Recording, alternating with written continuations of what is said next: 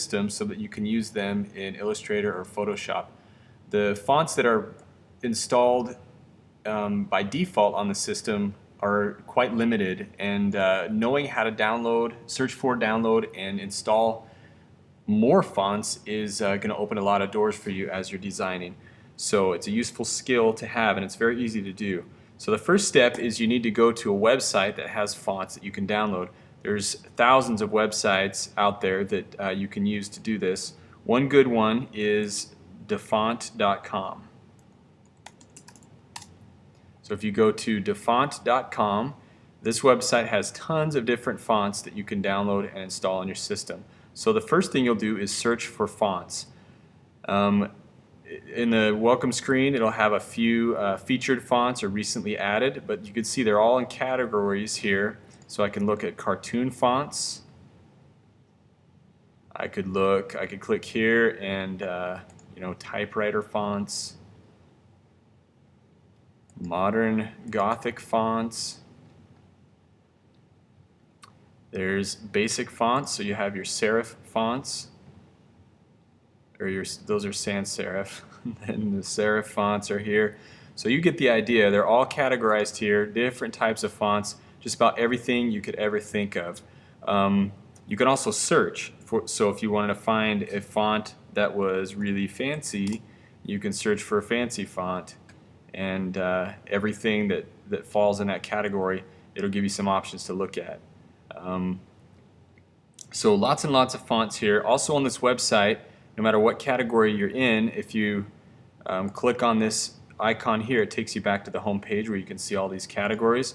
Let's do Techno Square fonts, and you can see all the pages here, 1, 2, 3, 4, 5. So as you go down and look at these fonts, you can click on the next page and look at more, and you can see there's more fonts than you could ever have the time to look through. So the search feature is helpful, and knowing the category of what you're looking for is very helpful also. So the next feature I want to show you on this website is you can see what the type is that you're going to create, what it will look like in that font. You can preview all these fonts quickly. So for example, if you were making a font for the school logo, you could type IACS if that's what the font, what you were going to type in your design, and then you can click submit, and it'll show you the same list of fonts, but it'll type the letters that you're trying to see. And so you can visualize, because you might find a font that you think looks really cool, but if with those letters that you're going to use it for, it might not look as good. So this way you can preview the font and see if it's going to work for what it is that you're going to type in your design.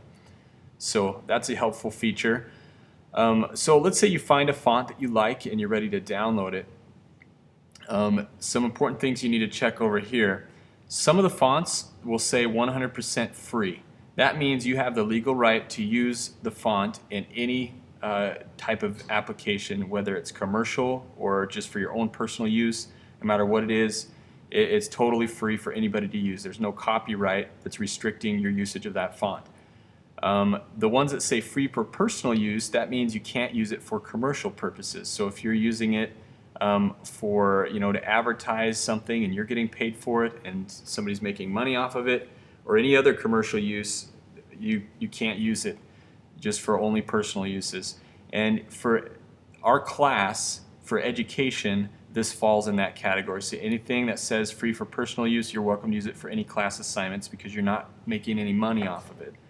And then there's some that say either shareware or donationware or something else, not free. And those you can't use unless you pay, or you can't use them legally unless you pay for them.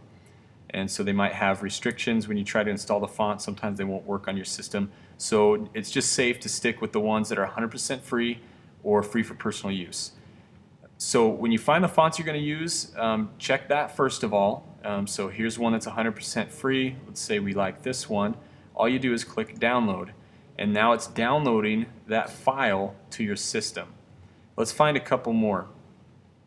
I want to show you something here that's called dingbats, and what that means is basically all the letters are little illustrations or designs. So let's go to games, for example, and you can see that this font isn't actually associated with letters, but each keystroke, like letter A would represent something and letter B something else.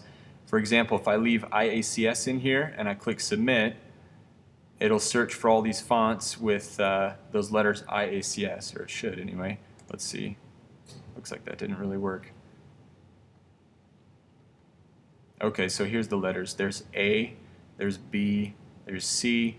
So if you type D, it'll make that shape instead of the letter D. If you type E, it'll make that shape. And these will all be, you could make it bigger or smaller just like you could any other type, or type it on a path. You can create outlines around the font, and then it's a vector shape, so these can be resized for any resolution. So these things are very useful in a lot of different ways when you're designing, to know that there's these things that you can find in fonts.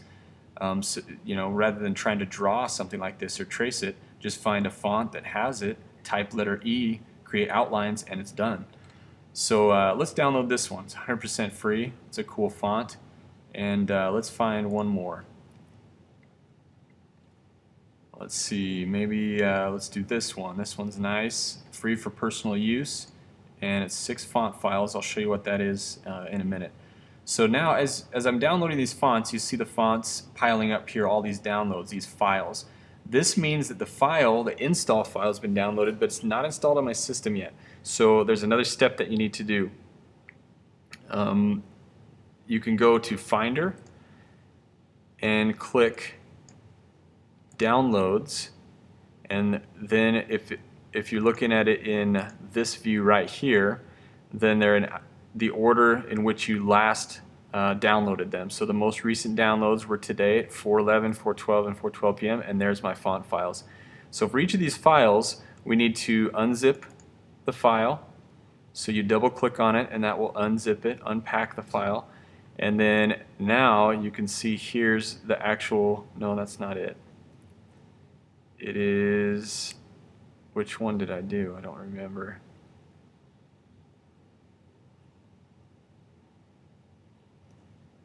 Let's go back up to the top here. I thought I did. Oh, it was forced square. So when it unpacked that, it just pulled out the one file and it ended up all the way down here.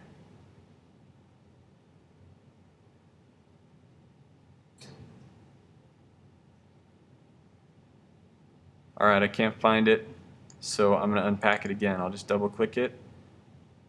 It's unzipping it, and there it is.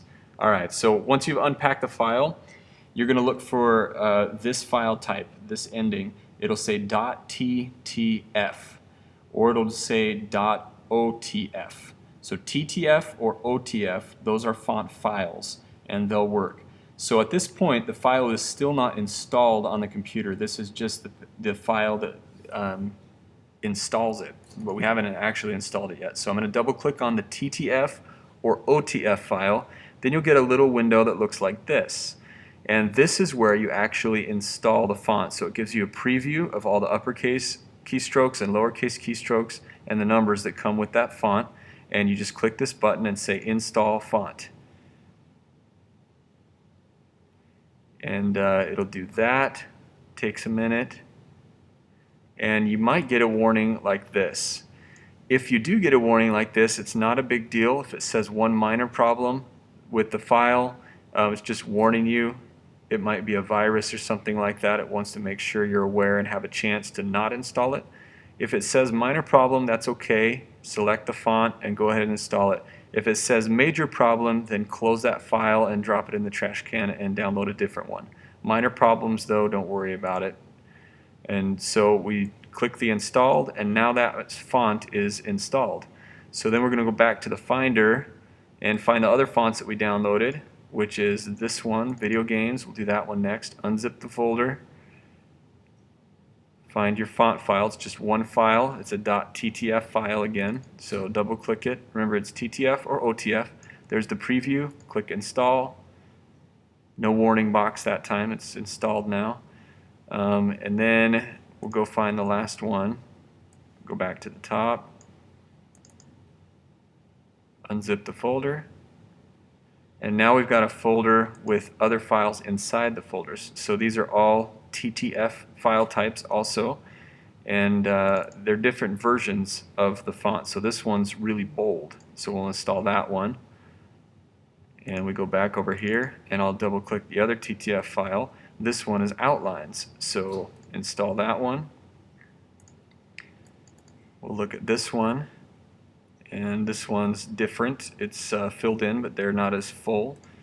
They don't have the fill and the outline.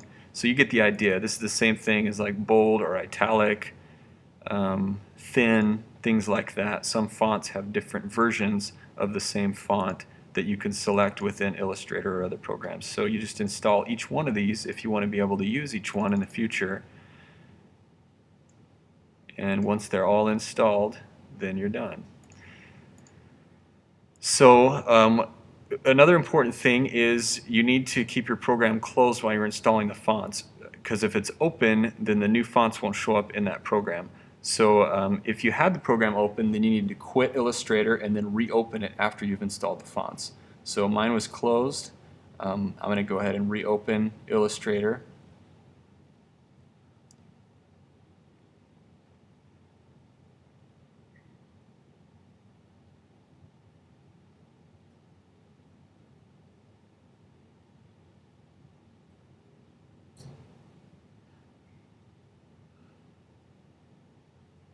There it goes. I'll just make a new print document.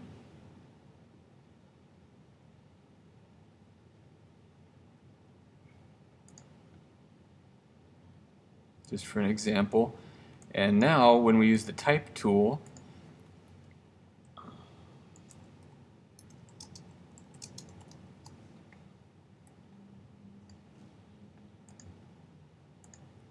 we can use one of the fonts that we downloaded. So the name of the font, I think Square was one of them.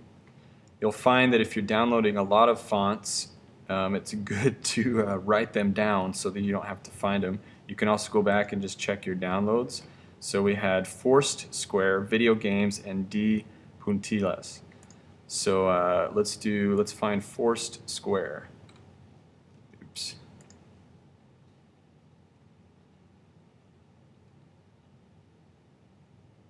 There we are. There's Forced Square. So that's the font that I downloaded, and now you can see it's in my computer in the system, and there's the font. So that's how you download and install fonts.